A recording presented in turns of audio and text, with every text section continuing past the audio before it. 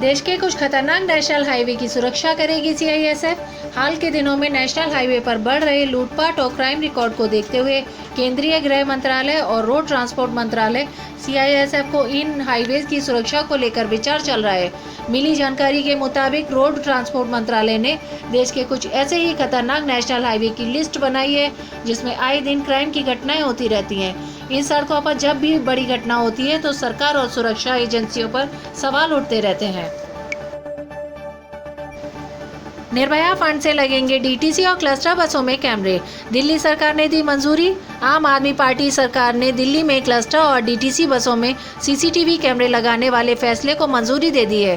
Delhi cabinet से मंजूरी मिलने के बाद निर्भया फंड से 140 करोड़ की लागत से 6,350 क्लस्टर और डीटीसी बसों में सीसीटीवी कैमरे लगाए जाएंगे। बताया गया है कि आम आदमी पार्टी ने 2015 विधानसभा चुनाव प्रचार के दौरान डीटीसी बसों में सीसीटीवी कैमरे लगाने का वादा किया था। इस वादे के चलते ही सरकार ने इसको मंजूरी दे दी है। नासा आज छोड़ेगा दुनिया का सबसे छोटा उपग्रह कलाम सैट। 4 रॉकेट के जरिए कलाम सैट उपग्रह का प्रक्षेपण करेगा, जिसकी मिशन अवधि 240 मिनट की होगी। यह उपग्रह दुनिया का सबसे हल्का और छोटा उपग्रह है। भारत के मिसाइल मैन एवं पूर्व राष्ट्रपति डॉक्टर APJ अब्दुल कलाम के नाम पर इस उपग्रह का नाम रखा गया है। इस उपग्रह का काम 3D प्रिंटेड कार्बन फाइबर के कार्य का प्रदर्शन करना है। इस उपग्रह का वजन 64 ग्राम है, इसलिए यह विश्व का सबसे हल्का एवं सबसे छोटा उपग्रह है। इस उपग्रह को तमिलनाडु के करूर जिले में पलापट्टी के रिफात शाहरुख ने बनाया। नासा और iDoodle लर्निंग ने अंतरिक्ष से संबंधित एक प्रतियोगिता कराई, जिसमें शाहरुख के उपग्रह का चयन किया गया। इस प्रतियोगिता में 57 देशों की टीमों ने उपग्रह की 86,000 डिजाइनें दिखाई गई थी। पाकिस्तान में आतंकी ठिकानों पर अमेरिका कर सकता है ड्रोन अटैक। अफगानिस्तान पर हमला करने वाले पाकिस्तानी आतंकी संगठनों को सबक सिखाने के लिए अमेरिका पूरी तैयारी कर चुका है। पाकिस्तान को अब या तो आतंकी संगठनों की फंडिंग बंद करनी होगी या फिर अमेरिका उन आतंकी संगठनों को अपने तरीके से निपटने की तैयारी में है। अमेरिकी अधिकारियों ने एक न्यूज़ एजेंसी को बताया। खबरों की माने तो प्रेसिडेंट ट्रंप अब पाकिस्तान को लेकर अपनी रणनीति में बदलाव ला रहे हैं और उसे मिलने वाले किसी भी तरह की आर्थिक मदद को बंद करने की भी तैयारी है। इसके अलावा आतंकी ठिकानों पर ड्रोन से अटैक करने की भी तैयारी है। साल 2018 से फरवरी में होंगी 10वीं और 12वीं की बोर्ड परीक्षा।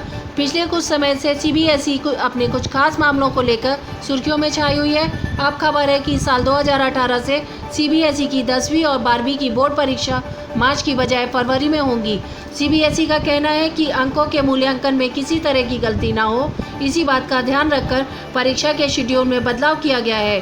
अब तक 45 दिनों का था, इसे घटाकर 1 महीने में खत्म करने का विचार किया जा रहा है।